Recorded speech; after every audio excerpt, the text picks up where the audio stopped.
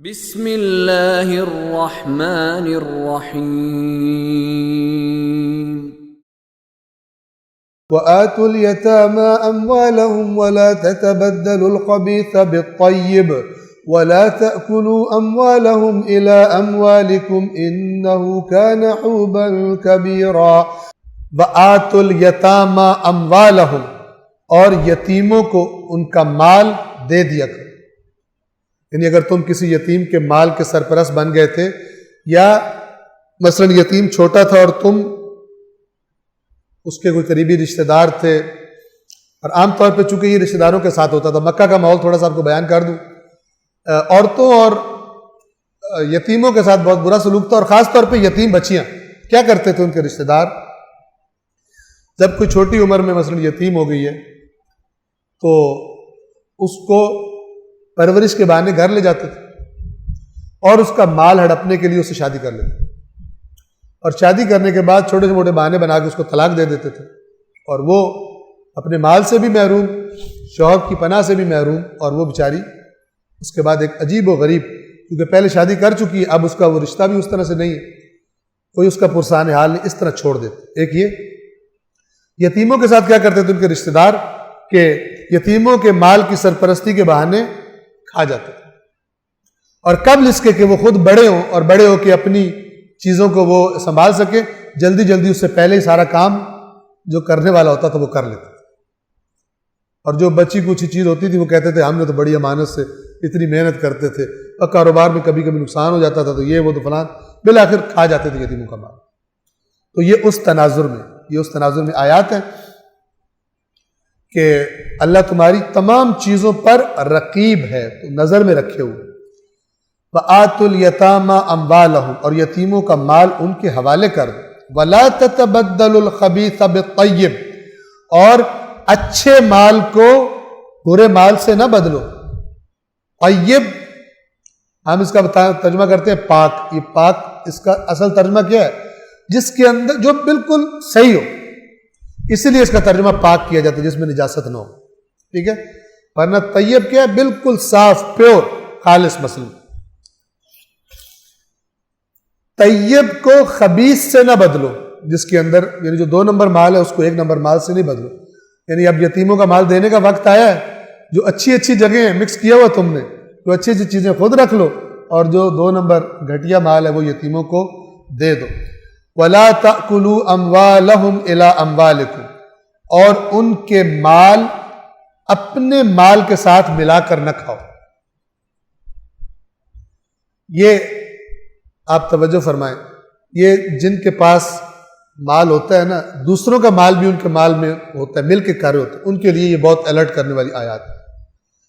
یتیموں کے بارے میں تو بالخصوص ہے، لیکن اوورآل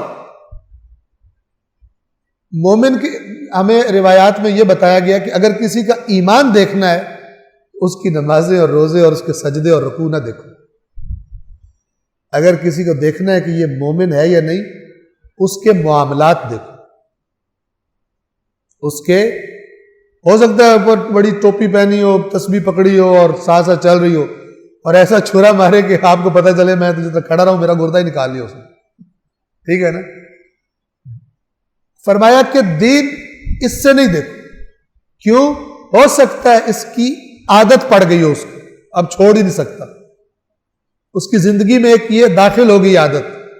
اگر دین دیکھنا ہے اس کا تو دیکھو وعدہ کرے تو پورا کرتا ہے یا نہیں، بات کرے تو سچ بولتا ہے یا نہیں، اور اگر امانت رکھواؤ تو خیانت تو نہیں کرتا. یہ کیا ہے؟ دین دیکھنے کا طریقہ، یعنی معاملات میں. ورنہ ادھر کئی بیٹھے ہوئے ہیں کہ جو تسبیحاں پڑھ پڑھ کے بھی انہوں نے پتہ نہیں کیا کر دیا، اور نمازیں پڑھ پڑھ کے کیا کر دیا، لیکن بے دین ہے. وہ ایک ایڈکشن ہے ان کی نماز، اور وہ تنہا عن الفحشاء والمنکر والی نماز، قرآن والی نماز نہیں جسے قرآن نے ڈیفائن کی. وہ ایک ڈیلی پریکٹس ہے، روٹین ہے کہ جو ان کی زندگیوں میں داخل ہو چکی. اصل دین یہاں سے چیک ہوگا. لہذا آج آپ دیکھ لیں ماہ مبارک رمضان میں ہر طرف اسلام کا شور مچا ہوا، قرآن کا شور مچا ہوا. ٹھیک ہے، لیکن کرپشن ویسے کی ویسے ملک. آیا کرپشن ختم ہوگی؟ آیا راشیوں نے رشوت لینی چھوڑ دی؟ نہیں، لے رہے. آیا خرابیاں کرنے والوں نے خرابیاں کرنی چھوڑ دی؟ نہیں. اللہ نے فرمایا تو روزہ اس لیے تاکہ تمہارے اندر تقویٰ پیدا ہو. آپ نے کہا یا اللہ نہیں، روزے رکھ لیں گے لیکن اب آپ اتنے بھی ہمیں نہ کریں نا، کچھ ہماری بھی پھر بیچ میں بات ہے. آپ کی کچھ بات مانیں گے، ساری بات ہم آپ کی نہیں مان سکتے. ہاں، آپ نے ہمارے گناہ ضرور معاف کرنے.